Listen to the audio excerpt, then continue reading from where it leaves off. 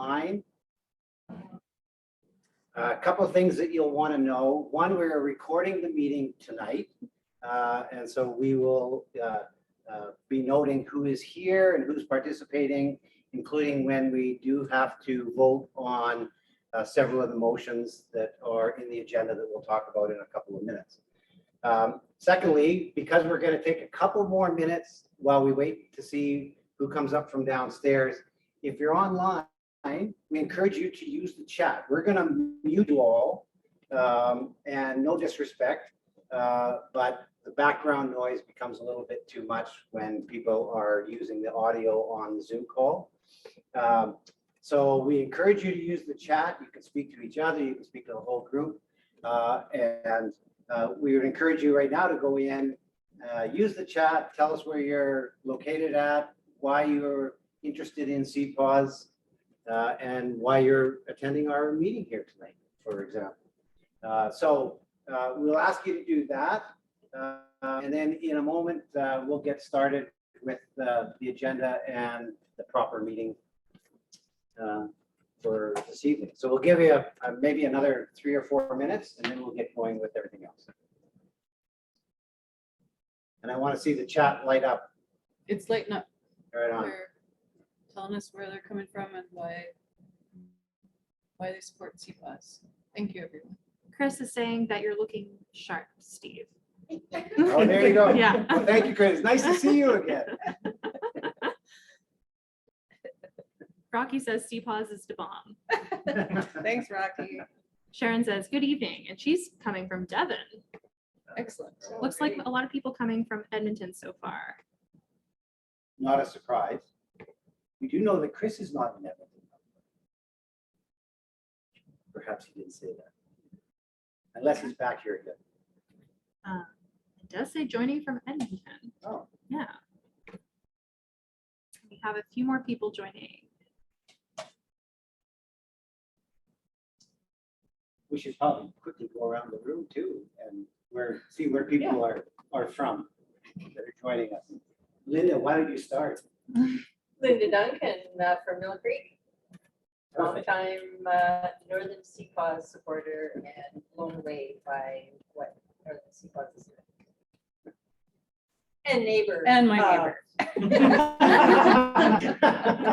There you go. I'm Isabel Lawson. I must be close by these two because I'm in Body Dune right beside Mill Creek. Oh, other side. Okay. That's good. The other side's good. Chris Smith in Hazeldean beside Mill Creek. Excellent. Now I gotta get a bit further down represented here. And staff with CPAWS Northern Alberta. Julia, I live in Toronto, just by the river, at the skating station. It's actually my first time here. I'm just new to the area. I'm doing my master's degree. Oh, My name is Arlene. I live in Strathcona. In a 9-story seniors independent living. And right next door is a recreation center. So I really promote CPAWS a lot. And I used to volunteer at biologists. So I moved away for a while. And I am interested in CPAWS because many reasons, but the demise of the caribou, and I'm a wolf defender. It's not the wolf's fault. No. As we know. Carbon, old timer, movement. I think I used to see you at some of the meetings. Well, I've been around since 1964. Joined this organization when it was called the National Provincial Parks Association. A lot of service. And currently an adjunct professor. I'm Donelon Tribe. I'm on the board of directors and we reside in Fort Place, which isn't too far away.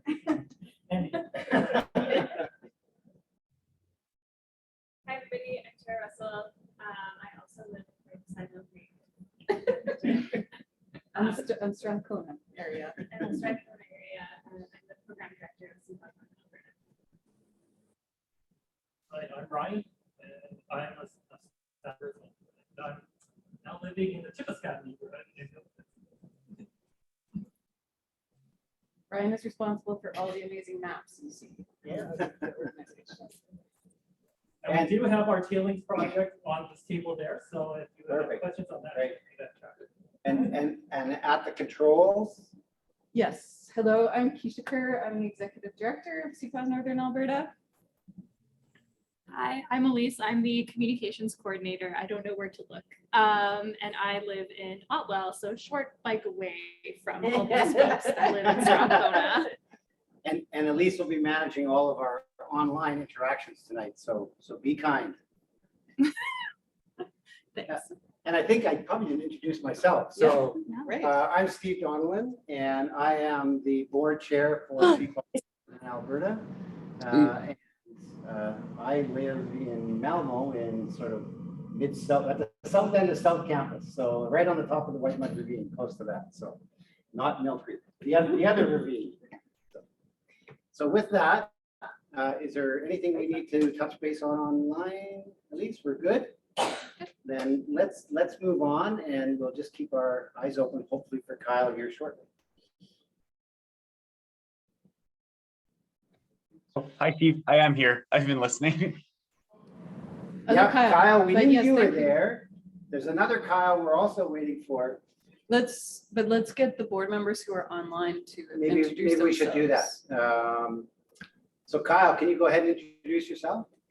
Yes. Hi. Hello, everyone. I'm Kyle. I live in Ritchie, but I'm currently in Calgary for work. So my apologies for not being able to be there tonight. Okay, New board director member who is up for election tonight. yes. Donna. Donna already did. Ramona. Oh, that's me, and I have myself on audio, which is good. I'm Ramona Blacklock. I'm secretary on the board of CPAWS, and I'm sorry I could not attend. I have COVID, so I didn't want to spread it around. Yeah, that's everything. Thank you. Thanks, Ramona. Is Lee online? Yes. Lee. Yes. Yeah. Oh, hi, I'm Lee Goldie. I'm on the board from Grand Prairie, and just on my way back from some meetings in Alaska, so I'm in a hotel room in Seattle tonight, right by the airport. Thanks for Oh, joining. great. Good you can make the connection. Glad to see you, Lee. Thank you. Yeah. And the other one would be Anchel. Yeah. I I don't know don't if think she's Angel's online. on there. No, Tisha. No, so- Keisha's here. Anchel. We'll see if she joins us later.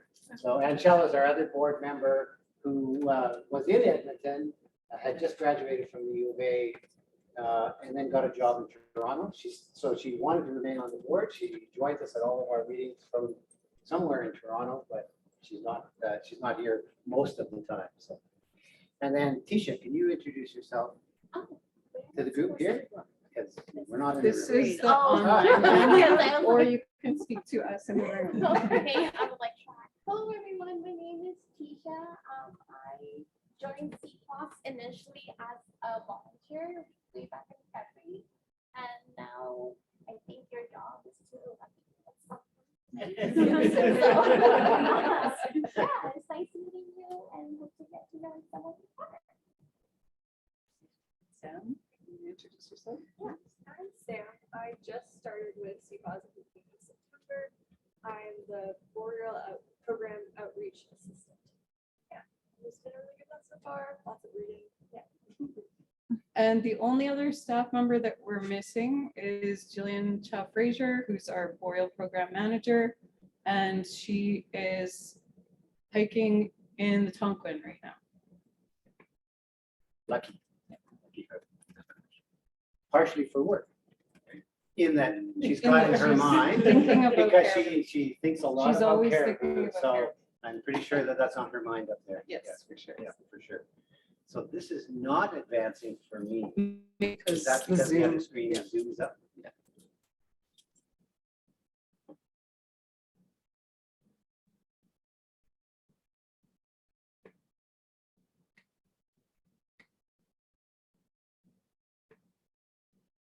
Try this.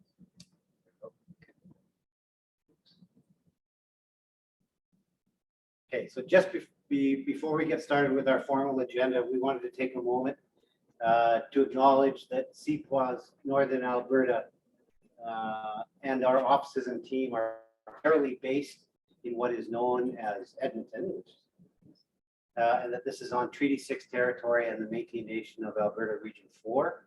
Our work also takes place, since we work in a pretty broad area, on Treaty 7, 8, and 10 lands here in central and northern Alberta. These lands are the traditional gathering places for diverse Indigenous peoples, including the Cree, Blackfoot, Métis, Nakota Sioux, Iroquois, Dene, Ojibwe, Saulteaux, and Anishinaabe, Inuit, and many others. The Indigenous peoples' stewardship of these lands, waters, and resources continue to shape our work through partnerships and through their leadership. And you'll certainly hear some of that tonight from Keisha when we talk about our programs. So the first order of business is our agenda. I think you would have seen this in the package that came out. And I'm just going to ask for approval of the agenda. So I would make a motion to approve the agenda for tonight's AGM meeting. And I would need someone to second that motion from either our membership or from our board. Not from staff. So can I have someone to second that motion? Donna? Okay. Donna Tribe, thank you very much. And then I would ask in the room for a show of hands for approval of the agenda, and online, I believe, Elise, are you set up? So online, we are running a quick poll so that everybody has an opportunity to say. And so in the room, can I have a show of hands for those that are in favor of the agenda as presented? Okay. I think that was unanimous in the room. And are you good on the poll? Yep. Okay, great. Let's move on to our next piece of business because we're going to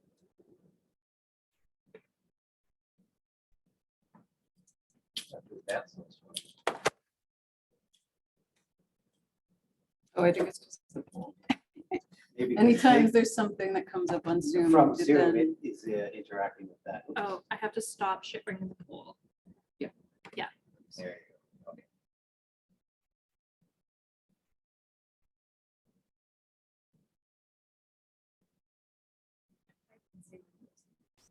Yeah.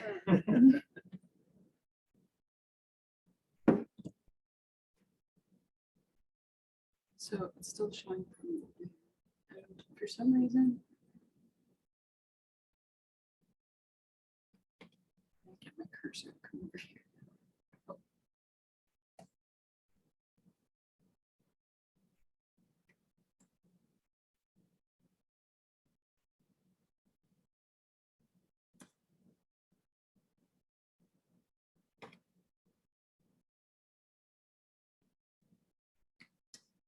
Just going to restart this here.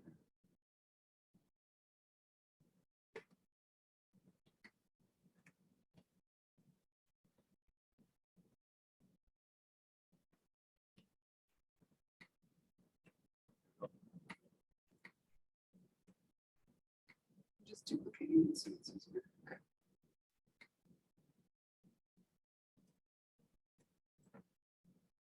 So now is that working, Steve? No. Okay. So we've already done this because we Yep. went around the entire room, so we don't need to do that again. And what I'm going to do is I'm going to hand this over now to Keisha, who's going to take us through our operations report for the last year. Yeah, and for those of you who are here in person, there are also copies of our annual report in green over there on the table. So please feel free to take a copy if you haven't already gotten one. They're also available online, and some of you may have received them by mail as well. So because we do have two guest speakers tonight, or hopefully we're gonna have two guest speakers tonight, I'm gonna go really quickly on the operations report. And if we have time and anyone has any questions about our programs, I can get into more detail. And of course, afterwards, for those of you who are here in person, we as staff and board will stick around for a bit and we can have snacks and talk more about the work that we do. So one of the big highlights of the last year is that we came out, our strategic plan for 2021 and 2025 to 2025 was released.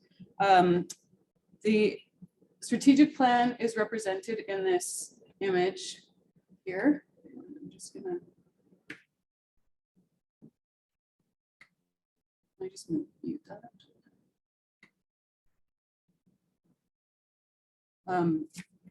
And the plan is basically made up of 4 main components: supporting Indigenous-led conservation, so the main core work that we do, strategic partnerships, which is how we do a lot of the core work that we do, and then how we communicate the work that we do with the public.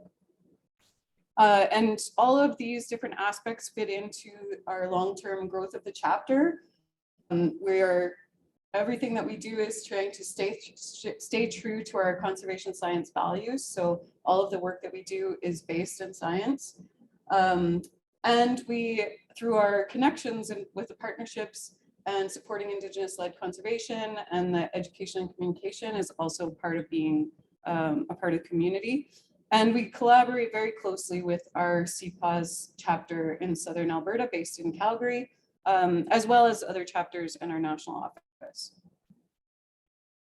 So I'm gonna just very briefly go through each of these 4 and just kind of run through some of the projects that we've been working on the last year, but this is definitely not comprehensive and I won't have time to get into the details, but as I say, we can come back to things if we have time at the end. So those of you who have been following CPAWS for a while will be aware of the fact that we've been supporting a proposal for an Indigenous protected and conserved area, Schole Lake, that has been put forward by the Donelon First Nation. We've been collaborating with DTFN for about 5 years now, and they're proposing, working on a possible IPCA for almost that long. That has been put forward by Chief and Council as something to explore. It was a unanimous recommendation to the Government of Alberta's task force for the Bisto Caribou sub-regional plan, but the government has not moved on it, and so the nation is now exploring other options, but they do intend to have that area protected by the nation and by their Indigenous guardians. We also collaborate with them on several other projects, including a remote camera wildlife monitoring project. So we have 34 cameras that are distributed around the lake, and we're in the 3rd year of that program. Ryan, who's here with us in person, and Tara have both been up to install those cameras. Very hard work slogging through the snow. And Jillian and I just had the great honor of being up at the lake last week for about a week with 10 of the community members, including a former chief and several of the nation's drummers, who were the drummers that drummed for the Pope here when they were here in Edmonton. And we were talking about the different programs up there and spending time on the lake and learning about hearing stories from them about how long they've had the connections with the lake. We also, Ryan has been working really hard on helping them develop an app that's like a smartphone app that the Indigenous guardians can use to capture data. So they can open the app and log information through a form that's on their phone. They don't need to be connected to cell phone service to do that. And then it just gets uploaded later and is building a database. We've also been working with a group of elders and trappers from Little Red River Cree Nation on trying to help the Wabasca bison herd, which is critically endangered there's only about 8 to 12 individuals left. And we've also been working with the Denica on monitoring of the Hazama bison herd. And we were involved quite heavily in trying to get the government of Alberta to list wood bison as wildlife, which just happened in the last year. Jillian leads a collaborative group of Indigenous communities and community members that are concerned about Wood Buffalo National Park. Though that meets monthly and is engaged on the UNESCO World Heritage status of Wood Buffalo National Park. And we have been supporting the Miccosukee First Nation for many years now in their initiatives to expand protections to the south of Wood Buffalo National Park. And Kataskano Nuanene Wildland Provincial Park was just expanded this last year, so we celebrated that with them. In terms of our conservation programs, all of the work that we do is working to address the twin crises of biodiversity loss and climate change. Much of that is through our work on species at risk. So we do a lot of work on caribou. As I mentioned, we've been working a lot on wood bison as well. We are always looking for opportunities for new protected areas and supporting possible new protected areas. We have a conservation blueprint, which uses conservation values as recommendations to determine where would be the best bang for your buck sort of thing in terms of placement of protected areas. And the updated version of that, which Ryan created, is at the table over there as well. It's also available online if you want to download it. We are working with forest companies, Alpac and Mystic, our CPAWS Saskatchewan chapter, and Ducks Unlimited, and now multiple Indigenous communities that are affected by those two tenures, those forestry tenures, to identify protected potential conservation areas within the tenures of those forestry companies. And of course, you're very familiar, I'm sure, that when the government comes out with decisions that are going to negatively impact nature, we do everything we can to push back against those. So we've been opposing the expansion of coal mining in the eastern slopes. And our staff have been working hard on that. Tara and Chris have a big write-up in the annual plan summarizing that campaign. So if you'd like to hear more about where that's at, you can refer to that. And you're all probably familiar with the Defend Alberta Parks work that we have been doing over the last couple of years, and we continue to make sure that we're following what's happening with legislative changes. But we were successful in preventing optimizing Alberta parks from happening. And now, and we are very fortunate to now have a full-time permanent communications coordinator, yay, Elise. So that is has been a really great addition to our team. And because of the fact that we have someone who works on that full-time, we have been able to expand and enhance our online presence, which of course has been very important over the last few years. This is just a little bit of a summary of some of the things that we've been doing in terms of communications. But a big part of our communications is our monthly newsletter, which Elise leads, and of course our social media posts, which have been to date all Elise, but now Sam is going to be assisting with that on the Boreal program social media as well. And with that, I will not turn it over to Kyle because he is not here. So I will turn it over to Steve to talk about the National Urban Park Initiative. Okay. And maybe I'll just, have you gotten any feedback from Kyle? Okay. Okay. That's fortunate. We'll, hopefully that will still resolve itself in the next little bit here. It's not like the cards. So we just wanted to quickly touch on one of the initiatives that the CPAWS is involved with right here in the city of Edmonton. And I'm sure that some of you have certainly heard about a little bit about this in the news recently. And it is the concept of creating a national urban park in the greater Edmonton region utilizing as a core the North Saskatchewan River Valley and Ravine system that runs, through this region. This was a campaign platform item for the current mayor of Edmonton, Mayor Smoky. And he has been quite involved actually in moving this piece along to where we are today. So we'll talk a little bit about that. But first of all, so what is a natural urban park? As defined by the IUCN, which is the International Union for the Conservation of Nature, of which Parks Canada is a member, and several provinces and territories are also involved with the IUCN.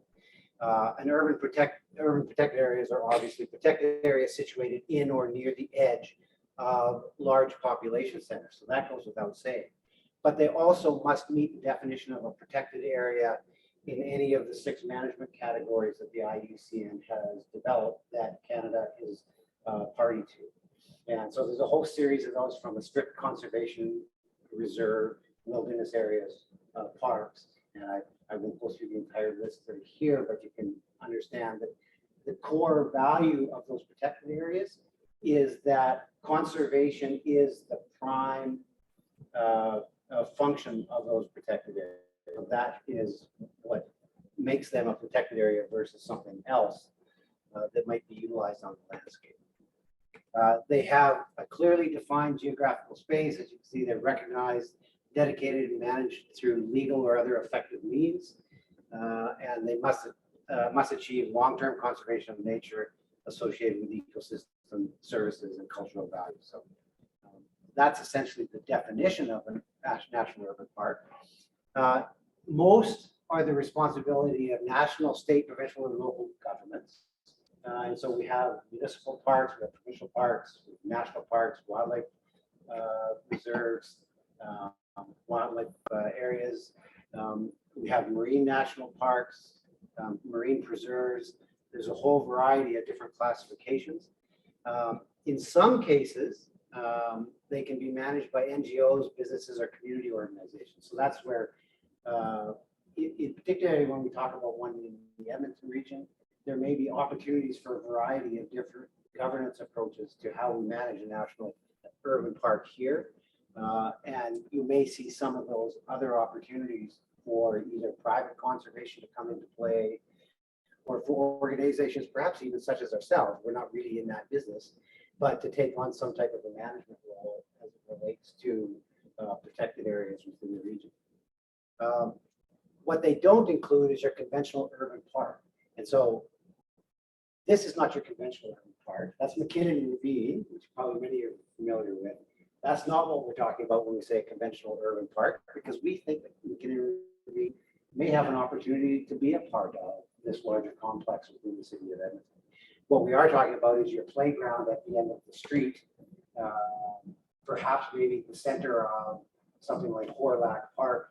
Maybe those don't fit that definition, but lots of places within this region do. Did I skip over one? Yep. Sorry. There's only one recognized national urban park in Canada at the moment. That's the Rouge National Park in the Greater Toronto region. It was established in 2015. It had been going on for long before that in the planning and designation phase, kind of where we're at now here in the Edmonton region. But the actual act was established. It's an act of parliament. I think Linda was certainly there for some of the conversations. And the votes. In Parliament when this went through. It's 79.1 square kilometers, so reasonably large for an urban park. Give you some idea of how big an area it is. And it's managed through a multi-sector advisory board. But the unique thing about this is it has its own act. We're not necessarily looking at something like that here. We're looking at existing governance models and how they actually might be utilized, perhaps different governance models to support what could happen here from a conservation perspective. So in 2021, last summer, in August, the then federal environment minister, Jonathan Wilkinson, he announced $130 million was available to work with partners to create a network of national urban parks across Canada. And in that news release, he identified the greater Edmonton region as one of the potential sites along with 6 others. Those 6 others, hopefully I remember them all here, were are Victoria, Saskatoon, Winnipeg, Windsor, Montreal, and Halifax. So there are 7 right now that are sort of the prime focus for Parks Canada in moving this forward, but their objective is to also establish a much larger number than that in the longer term. Those 7, they're kind of hoping to have something more firmed up by 2025. That's the deadline that Parks Canada has been given.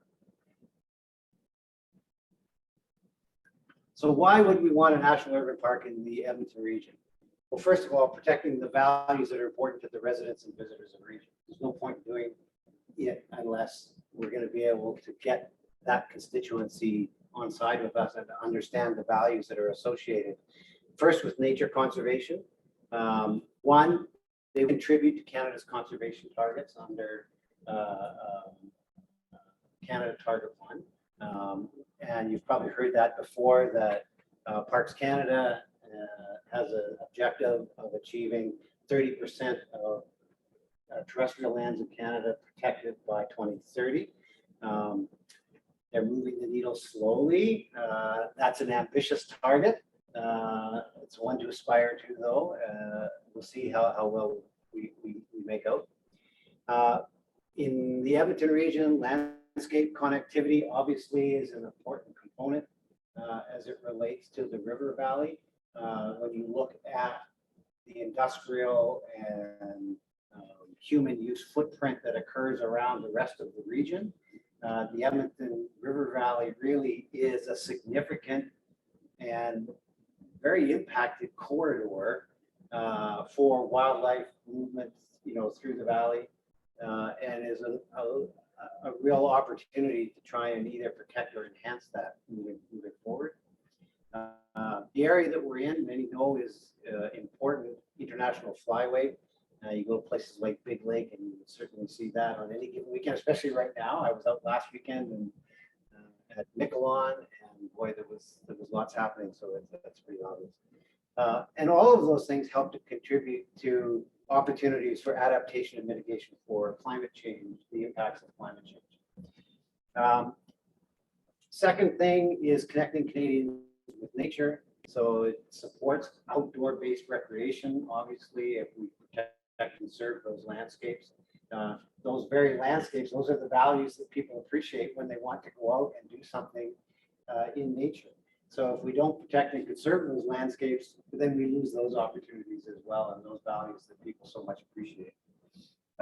Supporting education and research opportunities, and we're involved obviously a little bit in that field, and there isn't many days that you can't go out somewhere in the River Valley in Edmonton to find a school class being taught an outdoor education class or a biology class, and they're utilizing that landscape for that. And then, of course, to recognize and celebrate our local heritage and culture, and it's intertwined all up and down that river valley, both historically and in current present state. And our opportunities to contribute to regional tourism and economic goals through those kinds of activities that occur there. And there's things that you see like the our Saskatchewan Edmonton River Adventures Company that takes people on camping trips up the river, for example. Well, they rely on those same kinds of values to provide that experience to their customers. Supporting Indigenous leadership and reconciliation. So there's a real opportunity here. The city has set up what they call a partners table that they're working with that includes Treaty 6, the Métis Nation of Alberta, and some representatives from the inner city Indigenous communities here in Edmonton as well that are participating then in this process. There are a number of cultural sites and existing ceremonial sites that exist throughout the River Valley that are of great interest. You've heard much recently about Rossdale and about the importance of that particular area to Indigenous communities. So there's a real opportunity to tie this into working with our local Indigenous communities and having them a part of this process. Obviously, there's an opportunity to access federal funding. We talked about that $130 million. That's the first phase. It's anticipated there will be significantly more money when you get to the designation, development, and operation of protected area in an urban national park that would come through federal money, not just that $130 million. And that's important from the city's perspective. If you go to any of the city facilities and some of our existing parks right now, if there's an opportunity to help enhance that and to partner with something like Parks Canada, then I don't know why you wouldn't at least explore that opportunity. And then there's an opportunity to partner with local municipalities. We talked about Indigenous communities, community organizations such as ours, on a shared vision of the river. So right now there's probably 7 or 8 different municipalities that have land responsibility up and down that corridor of the river that we're talking about. We'll look at a map in a minute. And they all kind of manage those things independently. There are a couple of things like the RVA, the River Valley Alliance, which is focused on trail development and the trail connection up and down the river that work together collectively. But when it comes to the concept of conservation, how do we attach corridors? How do we make sure that there's ecological connectivity between what's happening in Sherwood Park and what's happening in the county of Smoky Lake and what's happening in the town of Devon up and down that river corridor? And this is an opportunity to collectively work together towards an outcome where we would be doing that. So when we talk about this regional context, this is roughly the kind of the boundary of the sort of study area that we've all been talking about collectively. So you can see on the far end, it goes right up to Lamont County, County of Strathcona, Redwater, and just up in this corner off the map, we've got Kyle here now. And he's going to talk a little bit about the Heritage River program, but up there is the County of Smoky Lake. And then at the far end down here, Parkland, County of Parkland, Leduc, and Devon. So you get some idea of the expanse of what we're talking about when we say looking for opportunities for the development of an urban national park. And within that, there's some links to some pretty significant broader landscape opportunities like Elk Island National Park, which would be located right in here. The Beaver Hills Biosphere, which is also just to the west of that. The Beaver Hills, it's actually the very east side of Beaver Hills Lake right there. And then we're going to talk about it in a minute, the Canadian Heritage Rivers designation. So a couple of important milestones that we've hit so far. So last year, we worked with several other NGOs when this process was first starting. It included the North Saskatchewan River Valley Conservation Society really took a lead in this early on in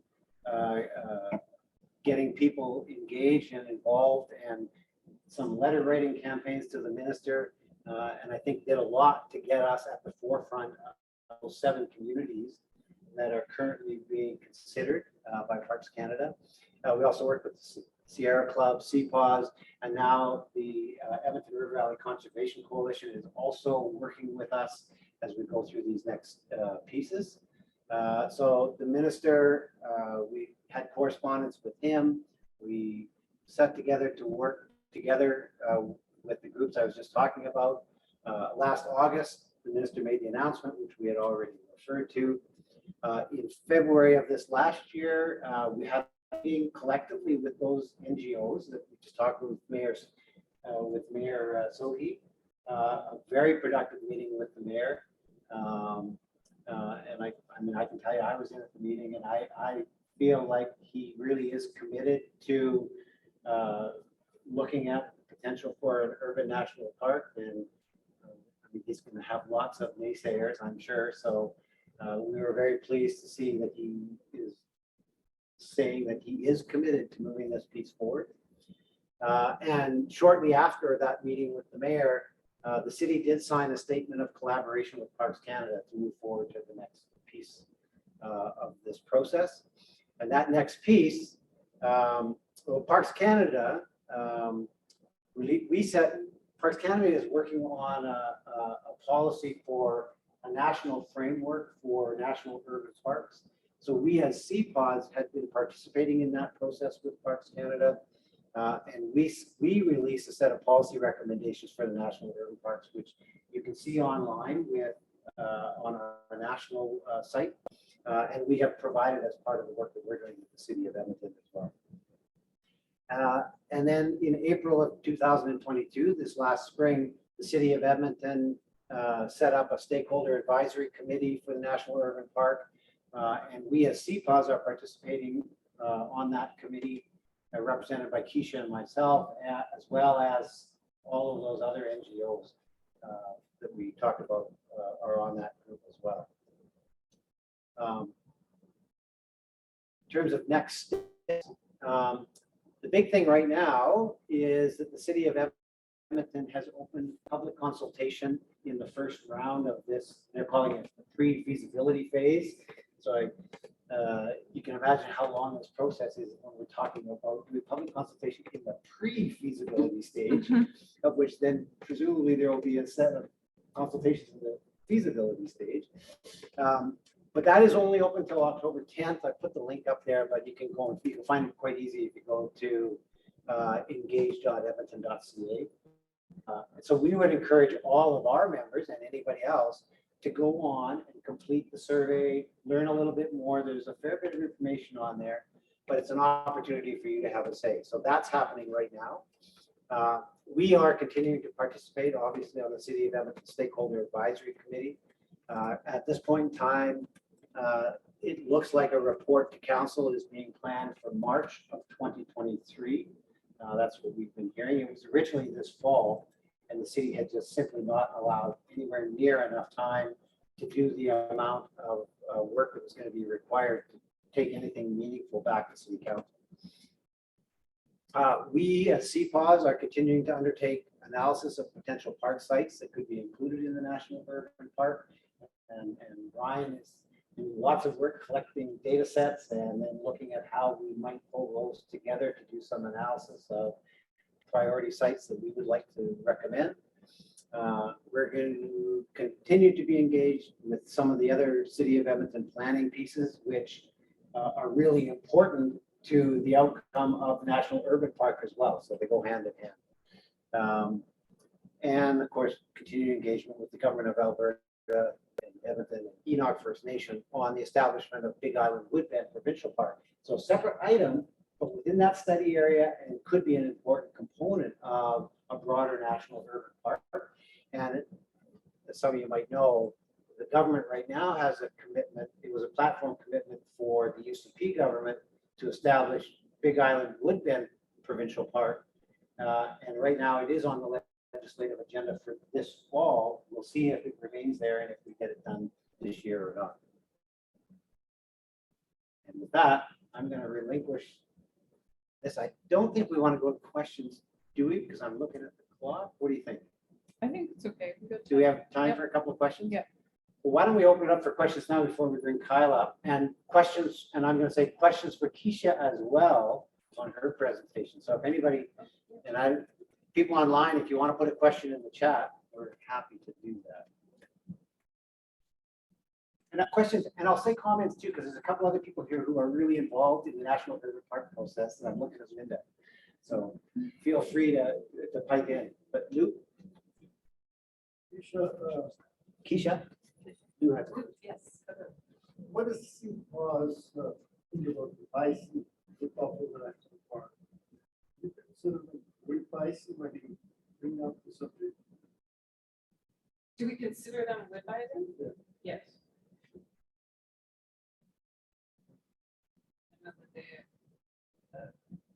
They were brought back up there and have late bison genetics. Yeah, but I think that in the discussions, they tend to be underplayed. Because there's a political overriding scheme, which is the diseases. Right.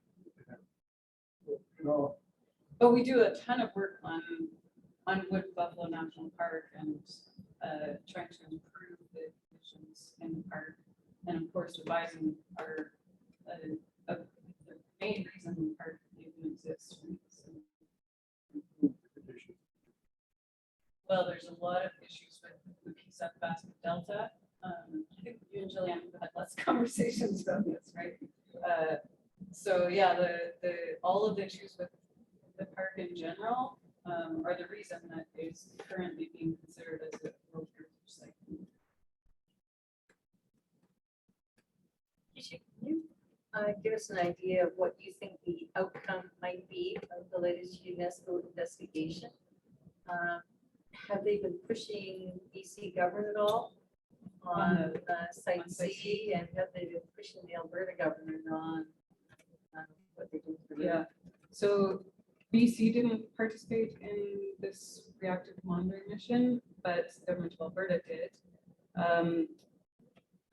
Based on our interactions with the mission leads, they were very receptive to the concerns that we, other environmental community or other environmental organizations and the Indigenous communities have. This is the second time they've done a mission to assess this, and they gave pretty strong recommendations last time, although they didn't list it as endangered. And many of the things that they told them to do as actions have not been done yet. They're very concerned about the potential for release of tailings fluids into the Athabasca River. So I suspect that they will either recommend that it be listed as in danger, which would then go to a vote at the World Heritage Committee, right? Or that they will be even stronger this time around on their recommendations. So yeah, I think we're optimistic that the report will be quite strong. It'll come out in December. Hubert in the chat has a question. Any idea on how the boundaries of the National Urban Park will be established? That's a million-dollar question right now. I'd like to know that too. Yeah. Yes. We would all like to know. Yeah, so right now, the city in this process that they're going through is asking for a series of values and known locations of important sites, both in environmental, recreation, cultural, that they're going to use to develop some candidate sites to be considered for addition into the National Urban Park. But beyond that, they haven't really made any decisions with regards to where those lines are being drawn right now. Our issue at the moment is making sure that the city is focusing on the regional extent of the possibilities for a national urban park. So they've been a little self-centered within the boundaries of the city of Edmonton in terms of their own process. And we want to make sure that they continue to look outside the city of Edmonton. And so we're actually pleased right now that they haven't drawn lines on a map, and that the process that they're going through right now, which is we as members of the stakeholder committee are completing a workbook that we're getting back to them. And it really focuses on what are the values that people would like to see in the park. And then do people know about like specific either geologic, geomorphic, wildlife sightings, all of those kinds of things that might be important to protect within the park. So at this point, there's really no lines on a map. But I mean, we have ideas, obviously, of what we would like to see. You know, the larger the sites can be and the more contiguous they can be, the better they're going to be from a conservation perspective. But you can imagine in this environment in the city and outside the city, amongst those other municipalities, it's a pretty fragmented landscape already. So it becomes difficult to sort of meet all of those needs. So it might also be a mix of tools besides not just a national urban park, but other things. Parks Canada has just started a new program called an ecological corridors program, which is the idea of using other legislative tools to sort of protect the ecological corridor component of an area in a conservation sense, without necessarily meeting all of those other parks objectives, perhaps. So we're early stages, which is, I guess, why we're calling it pre-feasibility, and it's probably good that we're there right now. So no lines on a map, and no, I don't think we could answer the question right now as to what those boundaries might look like. That's what we're exploring. Could I just add something? Yeah, absolutely. One of the things that, the problem is that a lot of people immediately have their backs up and saying, well, we're not gonna let, Trudeau tell us how to manage our river valley. When in fact, this is nothing but good news, this initiative for those interested in conservation of the river valley. We used to have a whole separate unit in the city on parks and protected areas.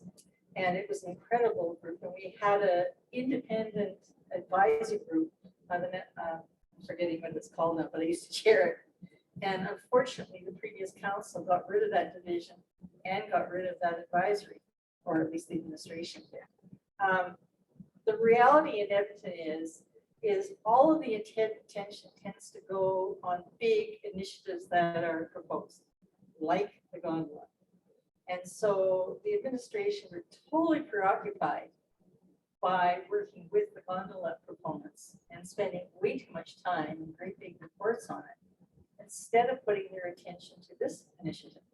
And so now that that is gone, and hopefully for good, a lot of people also, the Conservation Coalition is also pushing the city to reestablish a separate division on parks and protected areas and climate action. And I think that the National Urban Park Initiative is really helping to refocus people, and especially in the administration and the councillors. The councillors tend to be excited about this, but they aren't paying enough attention to what the administration is doing. So that's our job as a stakeholder, is continue reminding them that the mayor and council have committed to this. And then we just have to make a decision on where it might be and keep pushing on a regional park as opposed to just an Edmonton. So I think this is a really important initiative, not just for the end result of boundaries somewhere on the national park. We're hoping for an infusion of federal dollars towards longer term conservation and protection of the river valley.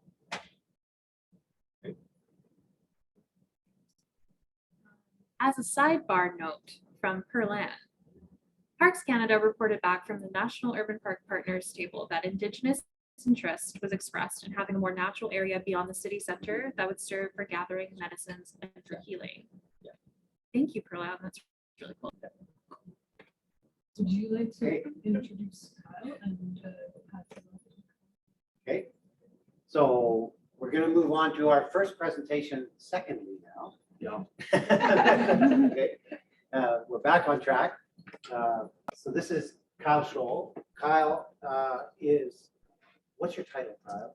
I'm a planning technician with Smoky County. There you go. Yes, but many of you have heard recently about the new designation of the North Saskatchewan River as a heritage river under the Heritage Rivers program here in Canada. And Kyle was really the driving force behind that happening, working with a whole bunch of municipalities and planners and other folks up and down the North Saskatchewan River to get that work done. So we appreciate it, and Kyle's going to tell us all about it. Thank you. And just to start off with some housekeeping, apologies for my lateness. I wish I could say that there was a planning emergency, but in fact, actually recently I was on Satellite Cree Nation, and they educated me that actually time doesn't exist according to their traditions. So we'll go with that. And not only that, but just to rejig the order of the presentations to take the pressure off of myself, because there is no real following up of Steve. So please bear with me, and I'll try not to be too rambly. I'll try not to repeat myself too much, and please feel free to interrupt me at any time. Just down. Okay. So we'll start with introductions. We've kind of done that already. We'll talk about what is, why is Heritage River System.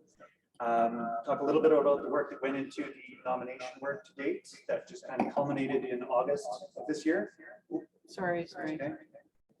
Yeah. And then we'll talk about the next steps as far as what the designation plan or the management plan is going to look like, and how CPAWS actually can have a very meaningful role in shaping that. We're good. Okay. So for the next 120 minutes, you're stuck with, no, I'm just kidding. By way of context, and Steve kind of alluded to where Smoky Lake County is, but we're just a short 2-day canoe ride downriver from the city of Edmonton. Several city councilors have undertaken that trip, and I encourage each of you to as well. You see also up there my boss's smiling face. Unfortunately, he's undertaken the cardinal sin of purchasing a house and getting engaged this year, so he wasn't able to join us. Again, you're stuck with me. And unlike Steve, I've also not memorized my slides, so I will need to go at my own pace here. Smoky Lake region is home to things like the Bellis Natural Area, but more importantly, the Métis Crossing and Victoria District National Historic Site, actually the largest national historic site in Western Canada, over 10,000 acres. It's a lot to do with that historic site that was designated in the early 2000s that brings us to this project today. Oh, there's my little arrow. So, but I want to introduce you to the concept of radical incrementalism, which basically is this idea that nothing important happens overnight or even in one big jump. It's actually the small baby steps that get us to a place where we want to get to. I mentioned the historic site. It's actually made up of the Lobstick and Victoria settlements, these historic river lots that were created by the Métis, who came to our region now over 150 years ago. It's also got a segment of the district here, and it doesn't show up very well, but the Ukrainian settlement that happened a little bit later. Off to the west, you see the former Bears Ears Reserve, which was forcibly surrendered in the 1880s. But basically, the Smoky Lake region has a long-standing tradition of heritage management, largely thanks to the advocacy of local community groups like the Victoria District, or I should say the Victoria Home Guard, which accomplished this designation in the 2000s. And I'll talk a little bit more about that, but we should start maybe by talking about what and why is Heritage Rivers. And so it was established in the 80s. Alberta was a founding partner, or I should not say that. Alberta was not actually a founding partner in the program, because anything with a maple leaf in it, we have to actually, there's a statutory 10-year waiting period. And that's what, I'm just kidding, that's not actually real, but it is best practice for Alberta. And so we did eventually join in 1994 under Premier Ralph Klein, one of the more federal pessimistic premiers we've had. And essentially the rationale and the philosophy behind Heritage Rivers is to celebrate the key cultural, recreational, and ecological values. And Steve talked a lot about values, so I won't repeat that ad nauseum, but now made up of every province minus Quebec and the federal government as well. It's a partnership of these groups. It's not, and I meant to make reference to the fact that we're not going to be renaming the river the Justin Trudeau River, though we have been accused of that several times in the last year and a half. So I talked a bit about the values, and we'll talk a little bit about the radical incrementalism, but essentially, again, the philosophy being to celebrate and educate as being a means to get to regulate. People will want to protect the things they are emotionally connected to, and Heritage Rivers, it will be and has been for 40 years in many cases, an avenue to get there. Again, a very similar slide to what you've seen, but some of the other projects currently ongoing that are River Valley centric, but not exclusive to the River Valley necessarily. Things like the National Urban Park Initiative, which Smoky Lake County has been sitting on as a stakeholder. My personal view on this is that, as Steve mentioned, though we're in the early days of a pre-feasibility stage, however many hyphens and acronyms government can come up with, we do move at the speed of government in government. And so I applaud CPAWS and groups like you who have been pushing the city and other levels of orders of government to move faster, because you've been working on this for years. And in the case of the city, they've really only taken up the mantle since February, as was mentioned. So there's a lot of ground to cover. But other groups like the RVA, that's now 75% complete their first phase of trail construction and bridge construction. Begowan Park. I do also sit as the vice chair of the North Saskatchewan Watershed Alliance. It's not on behalf of the alliance that I'm speaking this evening, but we are undertaking currently an updated state of the watershed report, which will inform a new integrated watershed management plan as well. I'll also just flag to your awareness the watershed plan report, which is coming back to you, City of Edmonton Utility Committee. No, it's not the most sexiest of City of Edmonton council committees, but this will actually be a very relevant report to keep your eye on as well. Essentially, it's going to recommend that as part of budget deliberations, a more expansive watershed management plan be undertaken. And so, you know, I see a lot of alignment there as well. I've touched on what is Heritage Rivers, and here's what brings Smoky Lake County to this table. In the, I would say, mid-2010s, Métis Crossing really began to ramp up. And so Métis Crossing is the home of the Métis Nation of Alberta. It's on the historic river lots of Métis Crossing that they have constructed a magnificent cultural gathering center, and more recently even a new boutique lodge, and you see both pictured just up here. It's at this site that they're undertaking their cultural exchanges. They're contributing to reconciliation and developing the tourism and visitor economy of our region as well. And so Smoky Lake County is committed to ensuring that Métis Crossing is a success, because their success is our success. To that end, we've actually embarked on a Victoria District Economic Development Strategy, which is a partnership between the town of Smoky Lake, the Métis Nation, and Smoky Lake County, investing $1.8 million into not just tourism marketing, but also tourism development and investment as well. So we're looking to grow new relations and strengthen existing relations along the river and along our boundaries. Municipalities in the Northeast are famous for wanting to advocate for themselves, but today's visitors and today's recreators, quite frankly, don't care where a municipal boundary begins and ends. Neither does the river, which is ironic given that the river itself forms the jurisdictional boundary between many of these places. So we, to the north of the river, are a very different municipality than Lamont County to the south, for example. And so a partnership like this is going to contribute to intermunicipal relations and community groups as well. And so then, thirdly, all of this is going to culminate with strengthened stewardship, guardianship, and trust as well. So this is not a journey that started with Smoky Lake County, and nor is it one that will end with us either.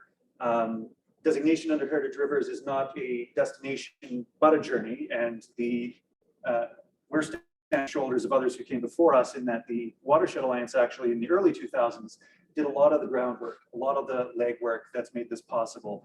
My department is a department of two, and quite frankly, this is one of many projects that we've got on the go.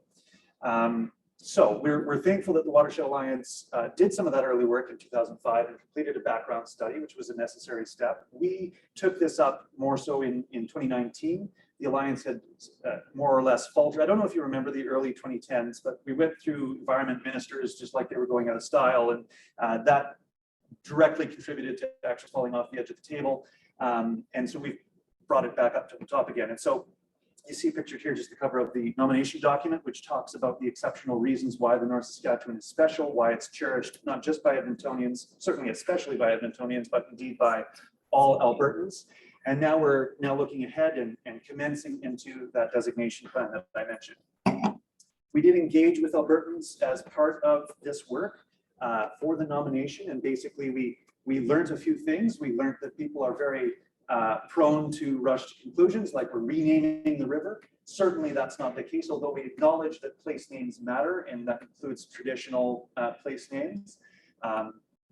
Certainly, we also heard that there is a hesitancy on the basis that people's access to the river to do the things that they love, mountain bike occurs to me, is a consideration that a designation like this, though it's not going to directly impact, might inform how we go about planning for those uses. And so that's a consideration that we need to be very mindful of. It bears mentioning, of course, that we're so far early in the national park process that even Parks Canada staffers, when I talk to them, and albeit they aren't right in the National Urban Park unit, they have a lot of questions themselves. And I really appreciate that we're just learning as we go here.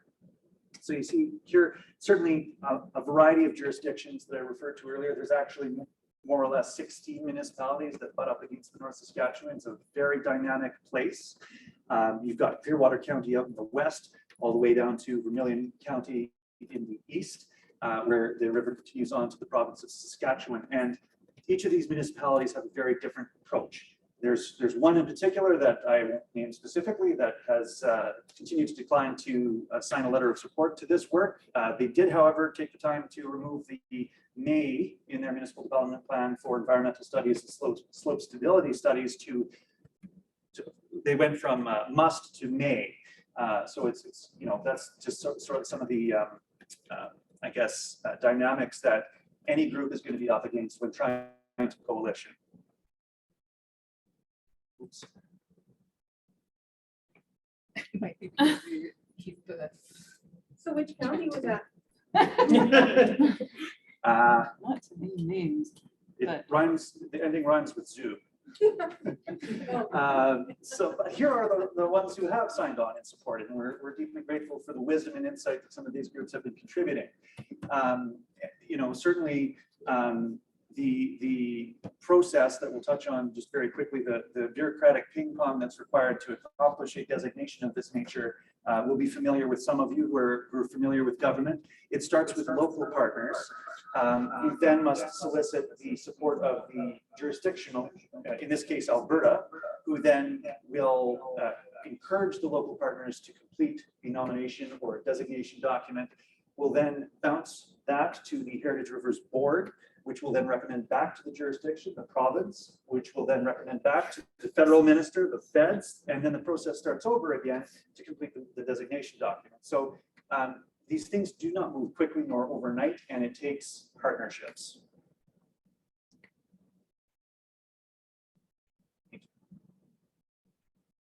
Okay, City of Edmonton is one of those partners, and last year, when Councillor Walters introduced a motion of support, we did obtain that letter of support that we so needed from the City of Edmonton, Mayor Don Iveson, conditional on questions of ongoing funding and governance. And so these are questions that we're continuing to drill into as part of the designation plan that we and to complete. I'll talk a little bit about how that structure is going to work. Maybe. Got some technical issues. Thank you. Just have to. We'll just click along. It's all good. And I'll let you continue on with your meeting here very shortly. But we're basing this plan kind of somewhat inspired by some of the work that's happened on the Mighty Peace in recent years. I won't attempt to speak the acronym of the group, that it's something to the effect of the Peace River Stewardship, Conservation, Tourism and Recreation Society. So if you think CPAWS is alphabet soup, this isn't so bad. In fact, I want to really stress as well that as part of the Heritage River Strategic Framework, Indigenous perspectives on relationship with the river are so important. And certainly we want to advance understanding, awareness of traditional knowledge and reconciliation through this work as well. Something else there, but I'm going to continue. We have been moderately successful in securing some grants to fund this work. Smoky Lake County, our I think annual gross revenue is something like 16 million, and I think we've got like 3 million in the bank. So we really don't have very much capacity to undertake something like this by ourselves, but by partnering with the likes of the City of Edmonton, Parkland County, Strathcona County, Sturgeon County, Clearwater County, Tanarock, House, Town of Devon, you know, the list goes on. We have secured some of these essential grants that are showing us the way forward. And so we've retained a group that some of you may be familiar with, O2 Planning and Design, who's really doing some incredible work to come up with our engagement strategy and our formulating our next work. You see it's kind of broken up into 3 phases as what's next is kind of a discovery phase, which is occurring right now. We've been having stakeholder workshops and Indigenous workshops also are planned from now until kind of the new year, and then into the spring we'll be synthesizing all the different things that we've learned about how people interact with their river environment. Coming to late next spring and summer, we'll be going into an inspiration phase, which is essentially where we'll return to our stakeholder partners and essentially seek their blessing before going through the process of Heritage River Board and orders of government again. Slide, please.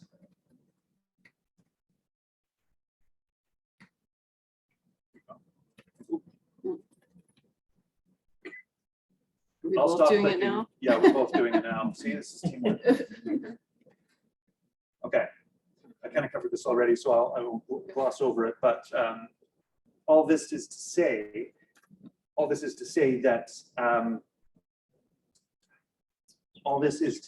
that and you'll forgive me, I'm going to continue on.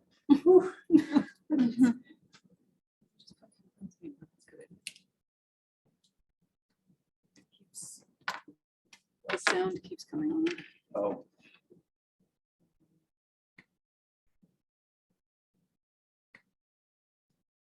So, all that is to say that I remain very optimistic that the city of Edmonton, in its national urban park adventure, will get to the point when additional municipalities are brought into the partner table and a truly regional approach will be taken with that park. And the reason why I'm encouraged in that direction is that more municipalities now in the Edmonton Capital Region are thinking about their relationship with river than they were 10 years ago.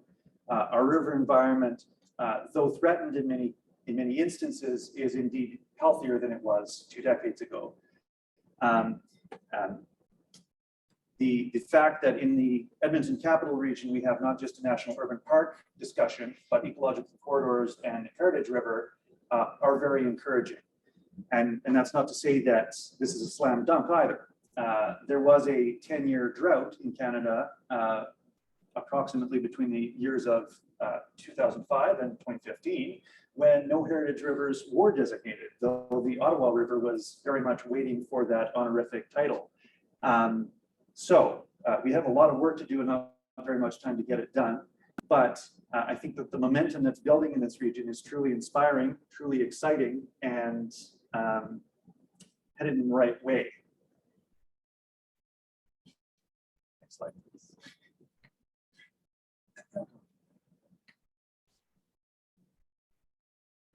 Okay, so I talked, and I'll try to tie a neat little bow on this now.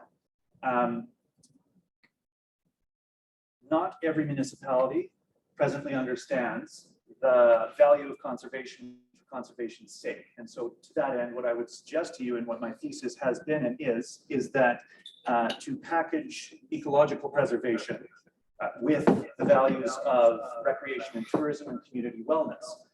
These are also values which can also advance us to where we want to get. Essentially, we do have a website for the project. I would encourage you all to forward any questions that you may have either later this evening or in the future to myself, and not to lose heart, because I think there is a lot of momentum, and I'll stop repeating myself. Next slide, please. And I hope that's it. It is it. Thank God. Thank you for your time. It's a real honor to meet some of you for the first time, to share what has been a passion project for myself, but also for many others. And your work and advocacy has also already contributed to this work. So I thank you for that and including me in your special AGM evening. So, okay, I'm done. Thank you so much. Apologies to everyone for the technical issues. I really have no idea why the mic is still going on. We even have earphones in there now, but thank you. Go ahead. I'm going to say that we have time for 2 questions.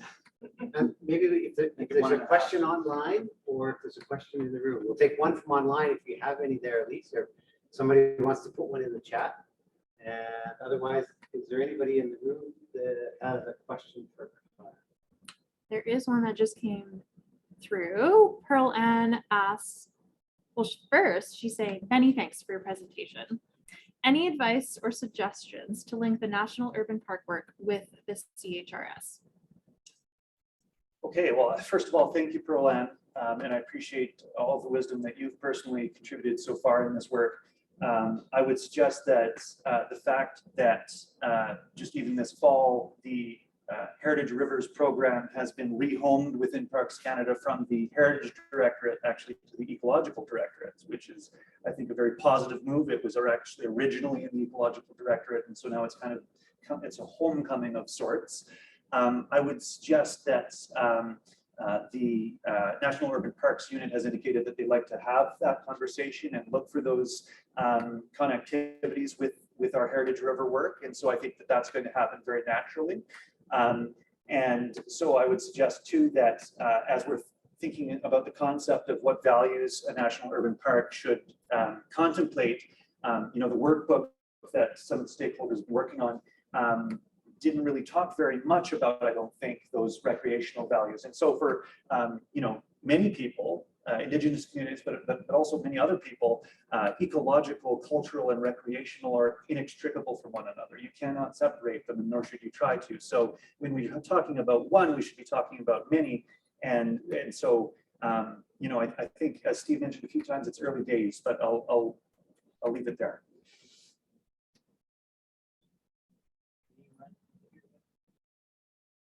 That's good. Okay, well, Kyle, thank you very much. Hopefully you can stick around for a few minutes because we're going to finish our business meeting, which will go fairly quickly now. Yeah. And then we're going to have a chance to grab some food and refreshments. Okay. Thanks for your time. And while you're waiting, you're welcome to. Yes, please help me. So Donna is going to do this, I correct? will do this with Donna's support. Okay. So the next piece on our agenda is a quick review of our financial situation. And I guess I'll pass it to Keisha and then Donna may jump in and Yep. we'll let you know where we're at. And it's pretty good news. Yeah. Yeah, so we now have a draft of our audited financials for the 2021-2022 fiscal year that ended at the end of March 2022. We are looking at a slight surplus. So we now have had a couple of years of a bit of a surplus. And yeah, we continue to be on track this year. We're still at this point in the year projecting a deficit for the year that we're in right now, but that's normal for this time of year.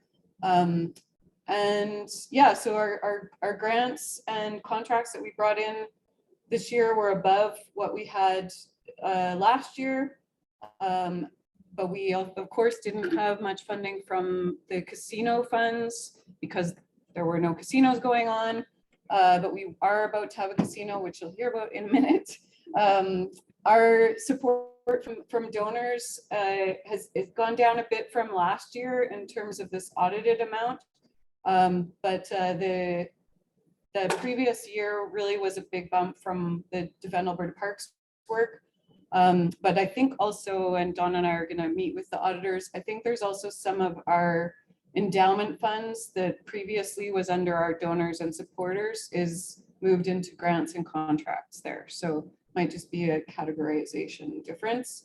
In terms of our expenses, fairly similar to last year, slightly lower, but as always, by far the largest expense that we have is keeping our team employed. So we run a pretty tight ship otherwise in terms of other expenses. And yeah, with that, I don't think there's a lot else to say to that. The next slide is just a summary of that. So those financials, actually a slightly different version, are in the annual report. That was before we got the audited version. And once we have the final audit, our annual report will have the new numbers updated online, and our finances, our financial, our audited finances are always available online as well. So in terms of our sources, I think that you already saw from those, that revenue side, but yeah, we are definitely highly dependent on support from donors such as yourselves. And our biggest line item of revenue is from government, foundations, and businesses, so that's grants. But we do also have several endowment funds, and one thing to point out that's on this slide is that Last fall, the Alberta Provincial Parks Alumni Association put money from their association as they dissolved into an endowment fund for CPAWS Northern Alberta. So we now have an endowment fund called the Alberta Provincial Parks Alumni Association Fund for CPAWS Northern Alberta. And we will continue to get grants each year from that fund for perpetuity. So thank you so much to the Alumni Association on that. We do also have 3 other endowment funds with the Edmonton Community Foundation. So if you prefer your donation to be something that is put into a fund that is kept forever and small portions are given to us each year, that's something that you can always do as well. And over the last couple of years, the Edmonton Community Foundation has been matching all donations to endowment funds to environmental organizations. So they have committed that will happen again this year. So if you donate to one of our endowment funds, the Edmonton Community Foundation will match that donation. Donna, anything you would like to add here? Thank you. I just wanted to give a shout out for a couple of successful fundraising events that we held online. Oh, yes, definitely. Please In do. the last year, and that's been pretty good for us. So we hosted an online silent auction. Huge thanks to Tisha, who did bulk of that work as a volunteer. And that was wildly successful for us. And we also, the first time, hosted online 50/50s through the HLC as a nice bonus ways to raise funds. That was. And we will be continuing with those. So Yeah. those of you who are like 50/50s, please participate. Yeah, so that was fun and just a new thing for us in this. And your odds of winning are much better than the Edmonton Oilers. Way better. You'll win less, but You win less, but your odds are good. How many permanent employees do you have? 6. Yes. And we have a temporary employee right now, Samantha, who you met. She is with us until the end of March. And every year we kind of have like shorter contracts like that. With that, I'll pass it back over to Steve to continue with the required business portions of the meeting. Okay, you might need to just Okay, I'll keep, just stay here. keep doing that Yeah. so that we don't run into another problem. So one of the pieces of business that we need to do tonight is to appoint auditors for the upcoming 2022-23 fiscal year. We do this every year. You just saw a copy of the audited or the results of the audited report from last year. And we need to have this approved by the members. We are recommending Peterson Walker as our company that we hired to do the audits. We've used them for the past several years. We've been very pleased with the work that has been done. We've had no concerns with the work that has been done. And they've aligned very well with the work that our treasurer and accountant do as well. So we would like to make a motion to appoint, and I will make this motion that we would like to appoint Peterson Walker LLP Chartered Professional Accountants to conduct audit of finances for the 2022-23 fiscal year. Can I have someone second that motion? Tisha, thank you. And then I believe we have an online poll ready to go at least. And I will ask in the room, all those in favor of appointing Peterson Walker. Show of hands, if you're a member. Anybody not in favor? And I'll just let you give a moment for our online poll to complete.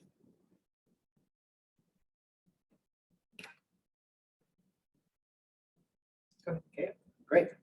And then we can move on to the next slide. That's. And then at this point, we need to elect our board of directors. For those that don't know, board of directors are elected for CPAWS for a 3-year term.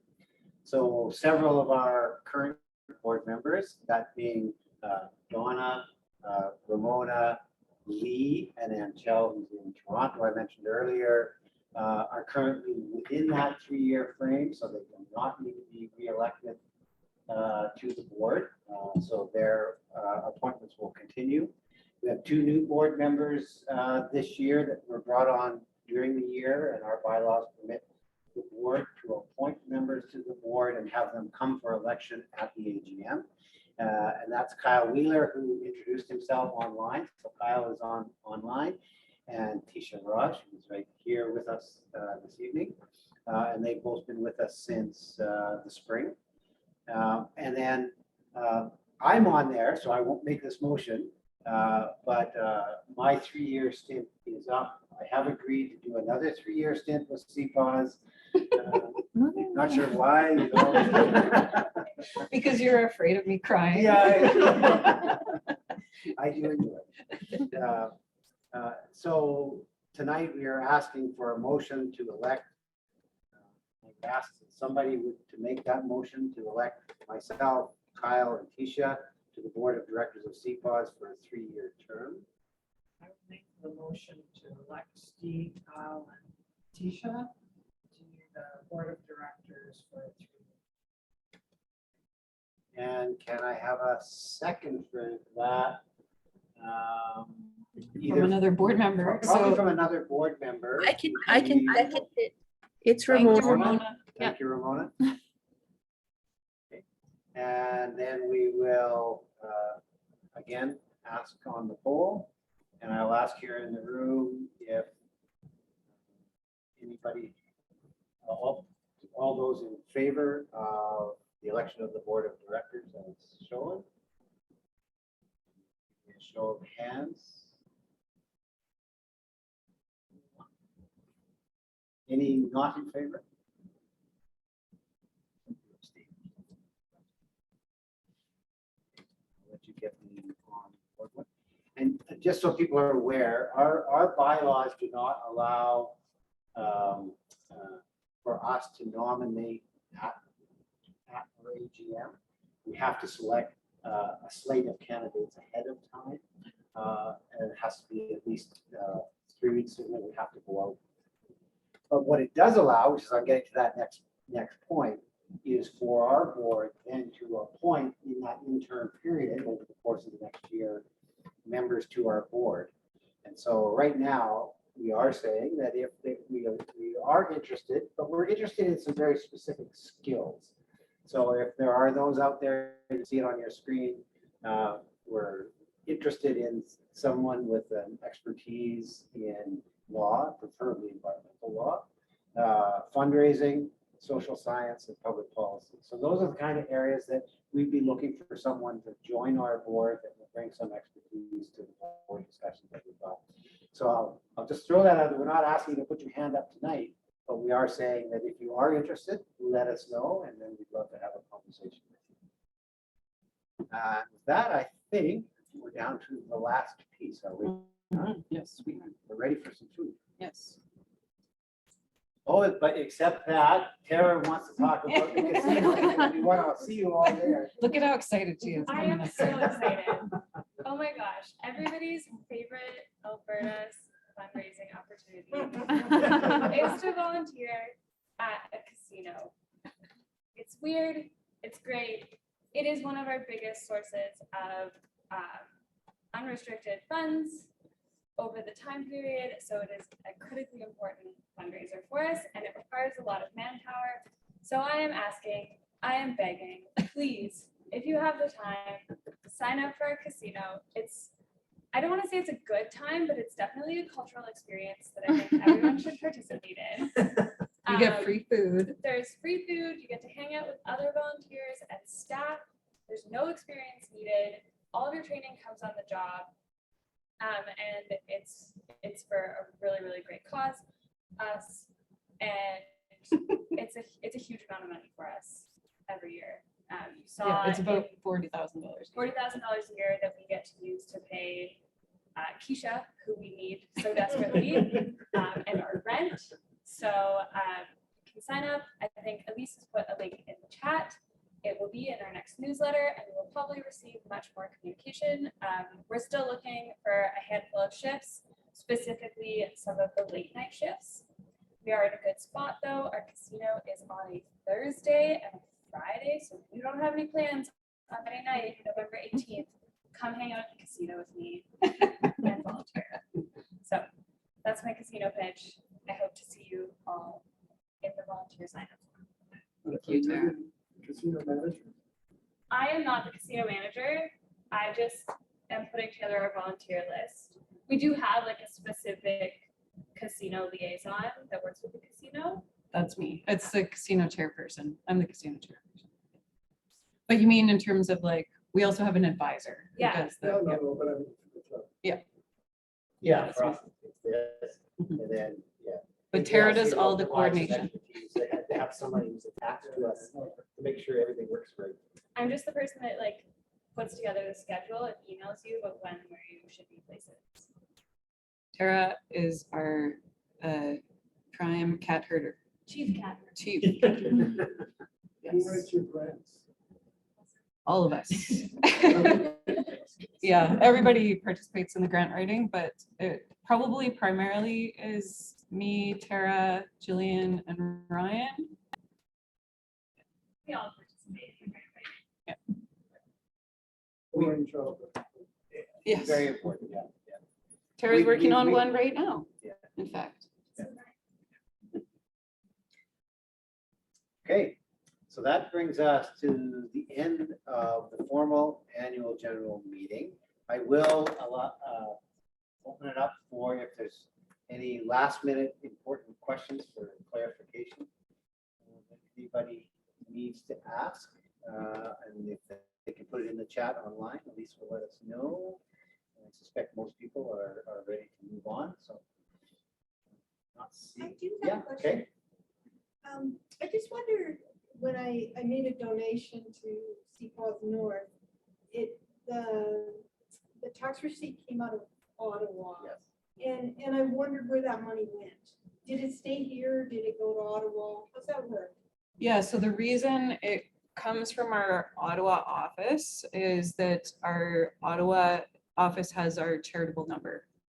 So we are part of a national organization that is the national office and 13 chapters. The charitable number is through CPAWS National. So when you donate and get a charitable receipt, they're the one who issues it. If you have selected Northern Alberta, the majority of the money comes to us, but there is a portion of the money that stays in our national office. Yeah, so if you want to be specifically supporting our programs, then always select the Northern Alberta chapter. So if you donate through Community Foundation, does 100% of the funding then go to the Northern chapter? Yes, but remember that their endowment funds through the Community Foundation. That's where our endowment. So the entire donation doesn't come to us, only that. It's 4% a It's year. 4% per year of the endowment fund that we get, which in our case right now is about We get about 25. No, it's like 16 or 17,000 a year. It comes from our multiple endowment So funds. there are many organizations that are benefiting from it, or just? No, it's just that the money is held in perpetuity and is invested, and a portion of it, 4%, goes to the recipient of the endowment fund, which is us. Instead of just donate directly to CPAWS. It depends on your goals. Yeah. The endowment fund is really great because it is consistent funding that we know we're going to receive every year forever. But if there's a specific program that has needs immediately, donating directly to us to serve that program is the best. In a perfect world, we have an $80,000 or $90,000 endowment fund, which would then cover all of our operational costs, so that we're not reliant on grants that we, some years we get them, some years we don't. An endowment fund that pays out 80 or 90, Yeah. you mean, okay, yeah, because Yeah. it is No, 80, oh, sorry, 80 or 19, I mean 80 or 19 million. Oh, did you say So you that? get your 4%, Yeah. right? would be enough to Okay, cover you're it, I right? need to quarter of a million to do that. Yeah. Yeah, How many different funds do you have? we have 4. Yeah. And I forget what our total is, but Anything online, Elise? Okay, Just a lot of thanks for all the good work we do. So Great. good job, team thank and you board. to everyone here in person and online for the support of the work we do. so with that, I'm going to make an motion that we adjourn this meeting. Can I have someone second that? Who? Okay. Anybody, all those in favor of adjourning the meeting so that we can go have a refreshment? Okay, it's unanimous in this room. Online, I'm sure it is. And I'm No one sorry. wants the meeting to end online. Well, yeah, that's because they can't come join us. for refreshments. No, they also want it to end. Yeah. Unanimously. Well, we're sorry you can't join us here in the boardroom, but next year. Yeah. But thank you, everybody. Yes, thank you, Yeah, everyone. we appreciate that, and we appreciate the turnout. We actually have this is a much better turnout than we had last year during COVID, and Mhm. we hope this continues to build. Yeah. And we hope that next year, all the people that are joining us online will be here in the room with us. Yeah. that'd be great. All right. Thanks, everyone. Let's Help yourself. go Let's visit. eat We've and got a few minutes. thanks all of you online. We see you waving. All right, I'm gonna end it now. Yeah.